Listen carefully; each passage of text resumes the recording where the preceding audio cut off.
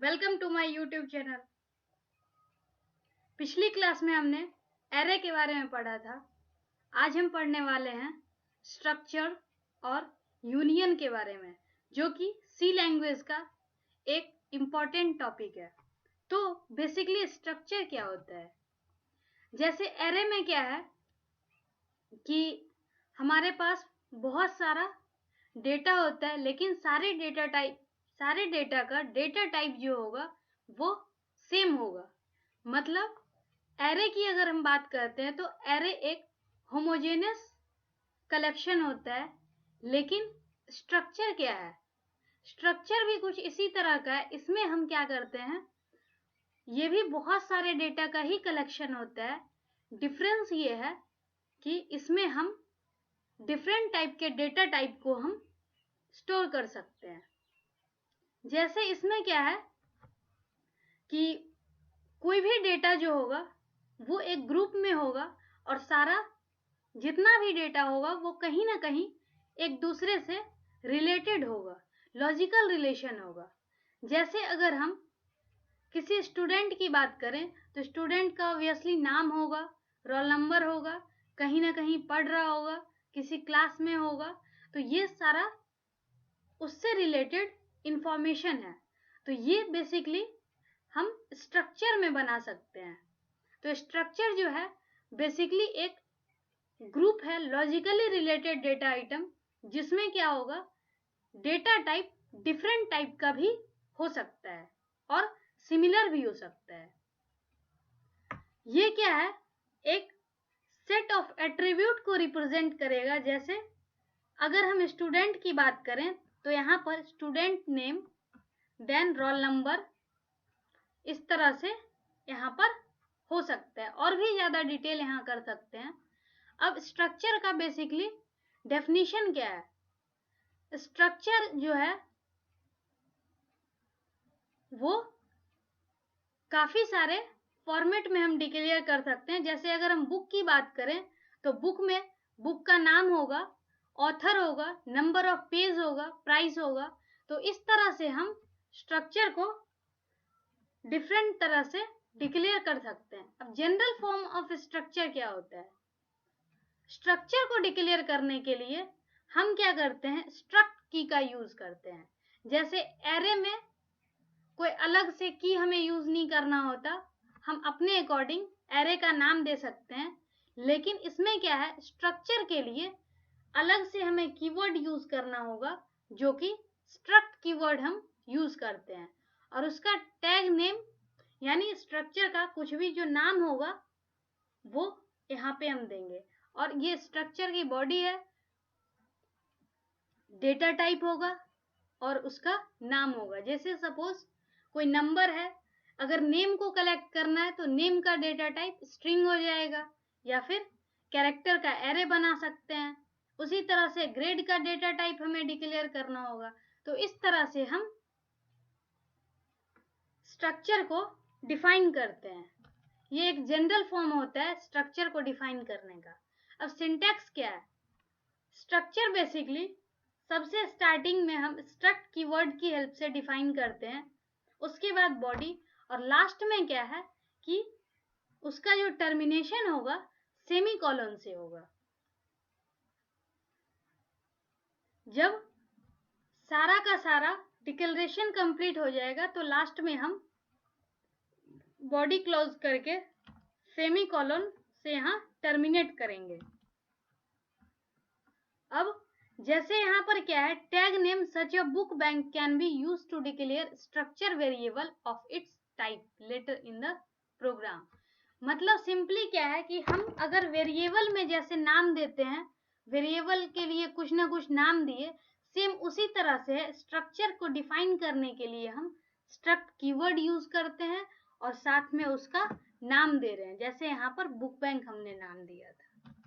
अब एग्जाम्पल अगर लें तो स्ट्रक्ट कीवर्ड यहाँ बुक बैंक जो कि नाम है, उसके बाद बुक के लिए जो टाइटल है, टाइटल कैरेक्टर टाइप का टाइटल है, जिसका कैरेक्टर ये एक एरे बनाया हुआ है जिसका साइज 20 है, मैक्सिमम 20 हो सकता है टाइटल का लेंथ। उसके बाद क्या है, ऑथर। ऑथर नेम जो है, ऑथर नेम के लिए 15 दिया हुआ है, वो भी कैरेक्टर टाइप का होगा, मतलब जो कॉम्बिनेशन होगा एक तरह से ये स्ट्रिंग बनेगा। अब पेज नंबर इंटीजर होगा, प्राइस फ्लोट में भी हो सकता है, और फाइनली यहाँ पर सेमी कॉलन से यहाँ क्लोज कर देना है। तो ये है स्ट्रक्चर, जिसमें हम स्ट्रक्ट कीवर्ड से डिफाइन करते हैं, उसका नाम हुआ यहाँ पर, और जो स्ट्रक्चर की बॉडी होगी उसमें डिफरेंट टाइप का डेटा टाइप से रिलेटेड डेटा होगा, और लास्ट में हम सेमी कॉलन से उसे टर्मिनेट कर देंगे, कंप्लीट जो स्ट्रक्चर जब हो जाएगा उसके बाद। जैसे डिक्लेरेशन ऑफ द एग्जाम्पल, इसमें क्या है, कीवर्ड स्ट्रक्ट जो कि क्या करता है, स्ट्रक्चर को डिक्लेयर करता है, और 4 फील्ड यहाँ उसमें दिया हुआ है, title, author, page and price. अब ये सारा फील्ड क्या कहलाएगा, स्ट्रक्चर एलिमेंट कहलाता है। जो भी स्ट्रक्चर के ब्रेसेस के बीच में होता है उसको हम स्ट्रक्चर एलिमेंट या स्ट्रक्चर मेंबर बोलते हैं, और हर स्ट्रक्चर एलिमेंट जो है वह किसी पार्टिकुलर डेटा टाइप का होगा। जरूरी नहीं है कि सारा सेम डेटा टाइप का ही हो, ये अलग अलग डेटा टाइप का होता है, तभी हम इसे स्ट्रक्चर बोलते हैं, ना कि हम अगर सेम डेटा टाइप होता तो इसे हम एरे भी कह देते। अब बुक बैंक क्या है, बुक बैंक स्ट्रक्चर का नाम है जिसको हम स्ट्रक्चर टैग बोलते हैं। तो ये कंप्लीट डिटेल है, यानी एग्जाम्पल का ओवरव्यू कि आखिर क्या क्या उसमें डिक्लेयर किया गया है, उसका मतलब क्या है। अब नेक्स्ट है कि यहाँ पर जैसे क्या है कि जो भी हमने बताया एग्जाम्पल से, वो क्या है, एक पार्टिकुलर एक तरह से टेम्पलेट ही रिप्रेजेंट करा। जैसे टाइटल है, टाइटल क्या है, array of 20 character, author array of 15 character, page number कैसा था तो इंटीजर टाइप का, पेज कैसा है तो फ्लोट टाइप का। जैसे यहाँ पर टाइटल 20 है, एरे 15, ऑथर, और उसके बाद इंटीजर टाइप का पेज नंबर हो गया, प्राइस फ्लोट हो गया। तो इस तरह से यहाँ पे स्ट्रक्चर हम डिक्लेयर कर सकते हैं।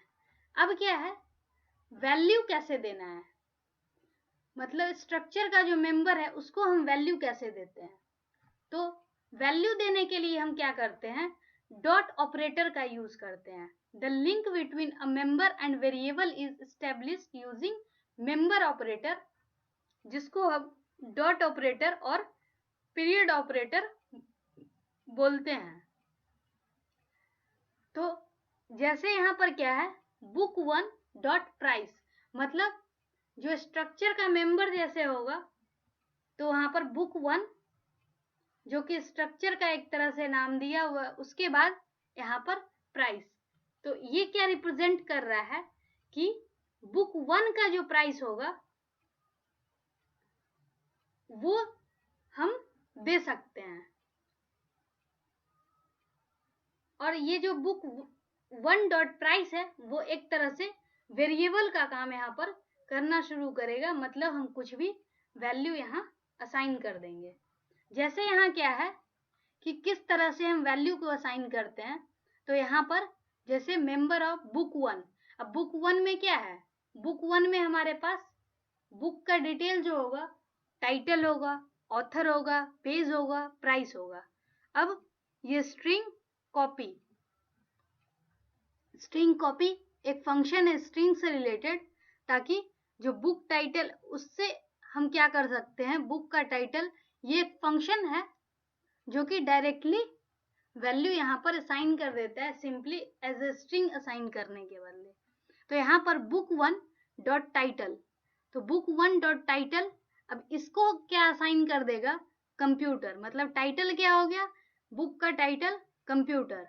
अब यहाँ पर क्या है, बुक 1 डॉट ऑथर, ऑथर क्या हो गया तो XYZ, ये चूंकि स्ट्रिंग है तो डबल कोट में है।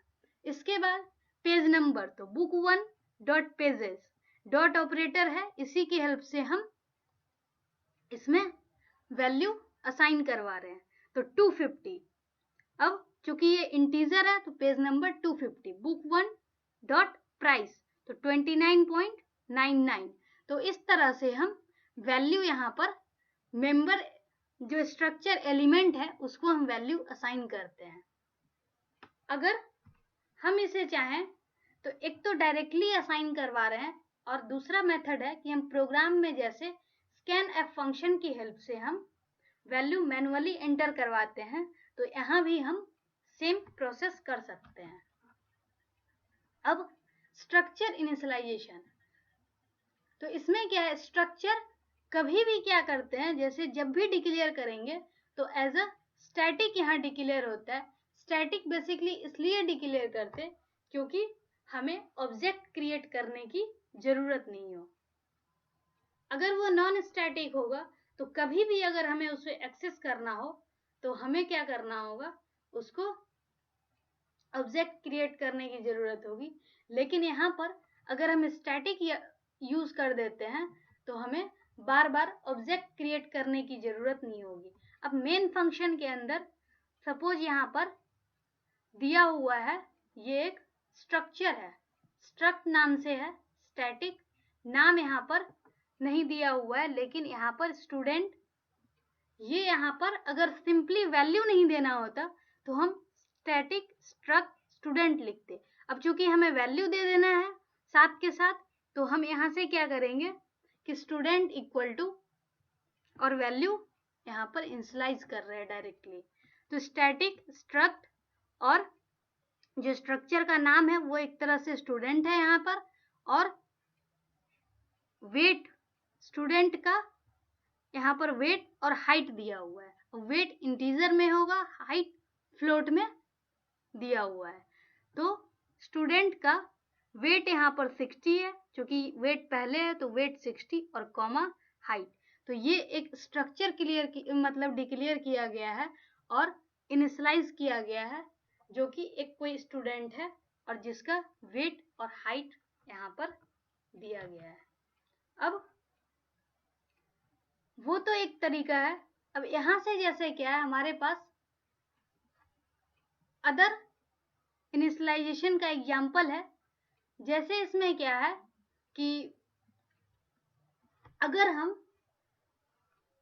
कुछ वैल्यू यहाँ पर दे रहे हैं, सपोज यहाँ पर वेट दे रहे हैं और इनकेस यहाँ पर हाइट की जगह हम कुछ भी नहीं दे रहे, तो ये क्या कर लेगा ऑटोमेटिक। अगर जो चीज हम नहीं दे रहे, जैसे एरे में क्या होता था, अगर हम कुछ भी नहीं देते थे तो वो क्या करता था, वैल्यू 0 ले लेता था। सेम यहाँ पर भी है, अगर हम वैल्यू नहीं देते हैं तो वैल्यू को क्या करेगा, 0 ले लेगा।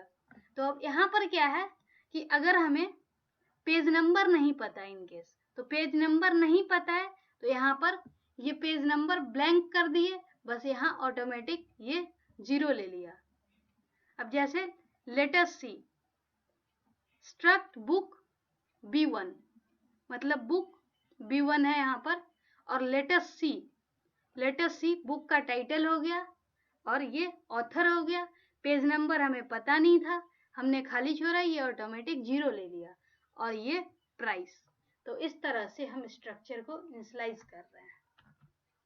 अब array of structure, array of structure basically क्या है, जैसे हमारे पास सपोज एक स्टूडेंट के बारे में सारा डिटेल लिखना था, तो हम सिंपली एक स्टूडेंट का डिटेल बना सकते थे। लेकिन अगर हमें पूरे क्लास का बनाना हो तो हम क्या करेंगे, एक तो नहीं कर सकते, सिंगल से तो होगा नहीं, इसीलिए हमें क्या करना है, बार बार करने की बजाय हम क्या करेंगे, उस पार्टिकुलर स्ट्रक्चर का हम एरे बना देंगे, ताकि अगर वो एक स्टूडेंट के लिए है तो उसी तरह से एक के बाद अगर 100 स्टूडेंट है तो 100 का हर स्टूडेंट का स्ट्रक्चर और उस पार्टिकुलर स्ट्रक्चर का एरे बना देगा, तो पूरा क्लास का डेटा का अच्छे से रिकॉर्ड को रखा जा सकता है। अब यहाँ पर जैसे वही दिया हुआ है कि अगर सिंगल हो तो हम उसको एक स्ट्रक्चर की हेल्प से डिक्लेयर कर देते। लेकिन अगर एक नहीं हो, एक बहुत ज़्यादा हो, 100 है यहाँ पर, तो हम उसको क्या करेंगे, एरे ऑफ स्ट्रक्चर की हेल्प से हम डिक्लेयर कर सकते हैं। यहाँ पर क्या है, जो स्ट्रक्चर है वो 100 स्टूडेंट के एरे को, मतलब 100 स्टूडेंट के डिटेल को यहाँ पर स्टोर कर सकता है। अब हर एलिमेंट यानी हर स्टूडेंट का जो है टाइप क्या होगा, एरे का जो टाइप होगा वो एक स्ट्रक्ट क्लास, मतलब स्ट्रक्चर टाइप का एरे हो गया। अब an array of structure is stored inside the memory in the same way as multi-dimensional array। जैसे मल्टी डायमेंशनल में क्या है कि डायमेंशन में जैसे पहले एक रो कंप्लीट किया, फिर दूसरी रो, फिर तीसरी रो, तो इस तरह से ही इसमें भी करेगा स्ट्रक्चर ऑफ एरे। जैसे सपोज अगर 10 स्टूडेंट है तो पहले स्टूडेंट का पूरा रिकॉर्ड, फिर दूसरे का, फिर तीसरे का, फिर चौथे का, इस तरह से मल्टी डायमेंशनल एरे की तरह से रिकॉर्ड को स्टोर करेगा। अब array with in structure, array with in structure मतलब जो हम एक पार्टिकुलर के लिए रिकॉर्ड बना रहे थे वो अब एक के लिए नहीं करना है, एक से ज्यादा का करना है। तो इसमें क्या है, एरे एज ए स्ट्रक्चर हम डिक्लेयर कर रहे हैं। अब इसमें क्या है, सिंगल और multi dimensional array type, int और फ्लोट। अब यहाँ क्या है, स्ट्रक्ट मार्क्स, और ये कितने स्टूडेंट के लिए होगा, तो मार्क्स के लिए हमारे पास मार्क्स होगा और उससे रिलेटेड पर्टिकुलर सब्जेक्ट होगा, वो भी एक स्टूडेंट का नहीं, यहाँ पर 2 स्टूडेंट के लिए है। तो स्टूडेंट 1 का यहाँ पर मार्क्स और उससे रिलेटेड सब्जेक्ट चूंकि यहाँ 3 है, फ्लोट किस तरह का हो, फ्लोट टाइप का यहाँ सब्जेक्ट दिया हुआ है, तो पहला स्टूडेंट के लिए होगा, फिर उसके बाद दूसरा स्टूडेंट के लिए यहाँ पर होगा। तो इस तरह से जितना स्टूडेंट होगा सबके लिए अगर हम अलग अलग करें तो ये क्या होता है, एरे ऑफ स्ट्रक्चर होता है। स्ट्रक्चर और फंक्शन, अब स्ट्रक्चर और फंक्शन, इसमें क्या है कि सी लैंग्वेज में हम फंक्शन भी यूज करते हैं। फंक्शन का बेसिकली वर्क क्या है कि ब्लॉक ऑफ स्टेटमेंट होता है जो कि पार्टिकुलर वर्क को परफॉर्म करता है।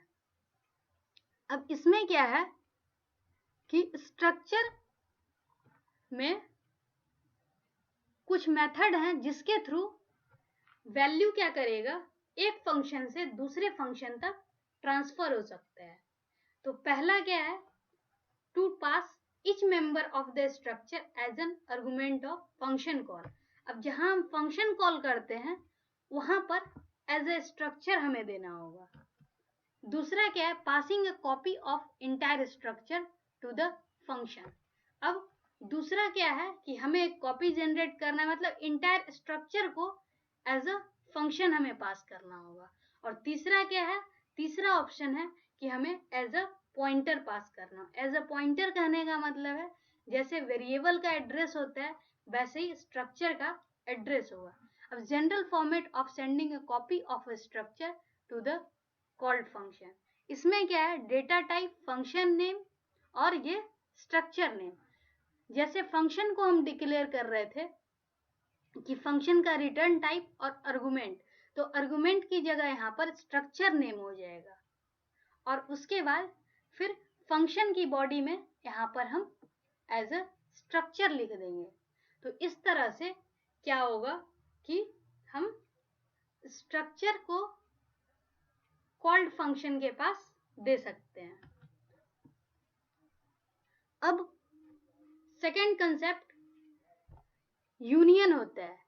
उससे पहले एक चीज बता दूं कि स्ट्रक्चर में क्या है कि हम जो भी डेटा टाइप यूज कर रहे हैं, जिस भी डेटा टाइप को हम यूज कर रहे हैं उससे रिलेटेड जो मेमोरी ऑक्युपाई करेगा वो उस पार्टिकुलर डेटा टाइप के हिसाब से ऑक्युपाई करेगा। जैसे इंटीजर है तो 2 बाइट लेगा, फ्लोट है तो 4 बाइट लेगा।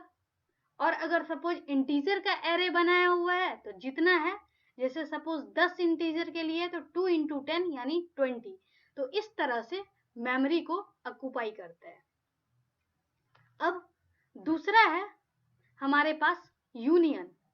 यूनियन भी बेसिकली इसी तरह का है। जिस तरह से हमारे पास स्ट्रक्चर है, लगभग यूनियन का भी वही वर्क है। डिफरेंस कहाँ पे आया? अब स्ट्रक्चर में क्या होता था कि हर डेटा टाइप के लिए अलग अलग मेमोरी लोकेशन होता था, हर मेंबर के लिए अलग अलग मेमोरी लोकेशन होता था। तो टोटल ऐड करने के बाद उतनी मेमोरी हमें चाहिए होती थी। यूनियन में क्या है? यूनियन में सबसे मेन फायदा है, सबसे मेजर डिफरेंस है स्टोरेज का। स्ट्रक्चर में क्या होता था कि each member had it's on storage location, लेकिन यूनियन में क्या है? All member use same location. अब ऑल मेंबर सेम लोकेशन कैसे लेगा? तो जो सबसे हाईएस्ट है, सपोज अगर फ्लोट है, इंटीजर, कैरेक्टर और फ्लोट, 3 तरह का डेटा टाइप है। तो फ्लोट में क्या हो गया? सपोज तीनों 10-10 वैल्यू को स्टोर कर रहा है, तो कैरेक्टर 1 × 10 10 हो जाएगा, इंटीजर 2 × 10 20 हो जाएगा, फ्लोट 4 × 10 40 हो जाएगा। अब चूंकि फ्लोट का सबसे ज्यादा मेमोरी ऑक्यूपाई कर रहा है, तो यूनियन में क्या होगा? जो सबसे ज्यादा मेमोरी ऑक्यूपाई करेगा वो मेमोरी लोकेशन सिर्फ होता है, और उसी में सारा जो छोटे छोटे डेटा टाइप सारे हैं वो वहीं पे स्टोर होता है। मतलब कि सारा मेंबर, वैसा मेंबर जिसका डेटा टाइप कुछ इस तरह का हो जो सबसे ज्यादा मेमोरी को लेगा, तो वो उसका पार्टिकुलर साइज डिक्लेयर किया जाता है। अब जैसे क्या है, यूनियन में contain many number of different type but can handle only one member at a time. अब चूंकि इसमें क्या है, स्ट्रक्चर से दूसरा डिफरेंस ये है, स्ट्रक्चर में क्या है कि एक ही टाइम पे सबको यूज कर सकता है वो, इसलिए क्योंकि सबका मेमोरी लोकेशन अलग अलग होता है। यूनियन में क्या है कि एक टाइम पे एक ही चीज को हम हैंडल कर सकते हैं। क्यों? तो मेंबर जो है वो सारा का सारा एक ही जगह पे स्टोर होता है। तो इस वजह से हमें क्या करना होगा, कुछ लिमिटेशन यूनियन की भी है, कुछ स्ट्रक्चर की भी है। वो डिपेंड करता है कि हमें कहाँ पर किस सिचुएशन में कौन से डेटा टाइप का हमें यूज करना है। और बेसिकली ये स्ट्रक्चर, यूनियन वगैरह ये सब डिराइव्ड डेटा टाइप है। अब यहाँ सपोज यूनियन है, तो यूनियन आइटम, यूनियन को हम यूनियन कीवर्ड से बताते हैं, डिक्लेयर करते हैं। अब इंटीजर m, फ्लोट x, कैर c। अब इसमें क्या है कि चूंकि सबसे हाईएस्ट डेटा टाइप फ्लोट है, तो यहाँ पर 4 बाइट यहाँ पर ले लेगा, मेमोरी लोकेशन 4 बाइट असाइन हो जाएगा यूनियन के केस में। लेकिन अगर हम इसी चीज को एज ए स्ट्रक्चर डिक्लेयर करते, तो integer 2 byte, float 4 byte, character 1 byte, मतलब 2 + 4 + 1 यानी टोटल 7 बाइट लेता। और यूनियन में जो हाईएस्ट है सबसे फ्लोट, तो उसका 4 बाइट ले रहा है। मतलब कि स्ट्रक्चर के कंपैरिजन में यूनियन कम स्पेस ऑक्यूपाई करता है। अब जनरल फॉर्म ऑफ यूनियन क्या है? यूनियन, जो कि यूनियन डिक्लेयर करने के लिए हम कीवर्ड यूज कर रहे हैं, यूनियन का नाम, और सेम एज स्ट्रक्चर इसमें भी data type member 1, data type member 2, इस तरह से हमारे पास यहाँ पर मेंबर एलिमेंट होगा। और वेरिएबल 1, वेरिएबल 2, मतलब जितना, सपोज अगर एक स्टूडेंट का होगा तो यहाँ पर 1 होगा, फिर 2 का होगा तो यहाँ 2 होगा। तो इस तरह से ये जनरल फॉर्म हमारे पास यूनियन का है। और स्ट्रक्चर यूनियन के बीच में सबसे मेजर डिफरेंस मेमोरी का ही है। एग्जाम्पल जैसे लेते हैं कि यहाँ पर यूनियन बुक। अब बुक के लिए टाइटल यहाँ कैरेक्टर टाइप का है, 15 एरे साइज है। ऑथर, ऑथर चूंकि एज अ पॉइंटर डिक्लेयर किया हुआ है, इसीलिए एड्रेस की हेल्प से यहाँ पर ऑथर का नाम एक्सेस करेगा। अब ये पेज है, पेज इंटीजर टाइप का होगा, प्राइस फ्लोट टाइप का, और वेरिएबल चूंकि B1 B2 B3 यहाँ है, तो मतलब ये टोटल 3 बुक के लिए है। तो इस तरह से यहाँ पर हम यूनियन का यूज करते हैं। अब ऑपरेशन ऑन यूनियन, यूनियन क्या है? Union variable can be assign to another union variable. मतलब अगर हम कोई भी यूनियन वेरिएबल बनाते हैं तो वो क्या होगा, हम दूसरे यूनियन वेरिएबल को असाइन कर सकते हैं। Address of the union variable is obtained using address of operator. Union का अगर हमें एड्रेस फाइंड करना हो तो हम एड्रेस ऑफ ऑपरेटर यानी एम्परसेंड साइन का यूज करते हैं। It is to pass a union to function and a function can return a union. मतलब हम यूनियन को क्या करेंगे, फंक्शन के पास भी पास कर सकते हैं, और फाइनली फंक्शन क्या होगा, यूनियन रिटर्न भी कर सकता है। We can use pointer to union and within unions. मतलब यूनियन में हम पॉइंटर को भी यूज कर सकते हैं। लास्ट में है मेमोरी एलोकेशन। मेमोरी एलोकेशन क्या है? यूनियन का मेमोरी एलोकेशन कैसे होगा? तो यहाँ पर जैसे स्टोरेज ऑफ 4 बाइट हुआ तो टोटल 4 बाइट, तो एड्रेस यहाँ से स्टार्ट किया हुआ 1000, 1001, 1002, 1003।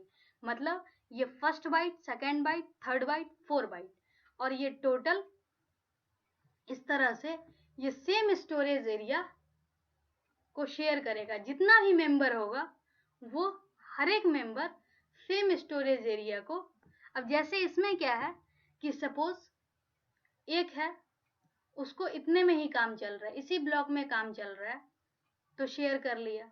अब ये है, इसको 2 ब्लॉक चाहिए, तो ये भी। अब ये है, इसका सबसे बड़ा साइज है। अब जैसे सपोज यहाँ फ्लोट है, फ्लोट 4 बाइट का होता है, तो मैक्सिमम साइज यहाँ 4 बाइट है। अब उसी में इंटीजर भी आ जाएगा, जो कि इंटीजर अगर 2 बाइट का होगा, इसी में इंटीजर आ गया। कैरेक्टर हो गया तो कैरेक्टर 1 बाइट का यहाँ पर स्पेस लेगा। तो इस तरह से यूनियन का होता है। वहीं अगर स्ट्रक्चर होता तो 4 + 2 + 1 यानी 7 होता।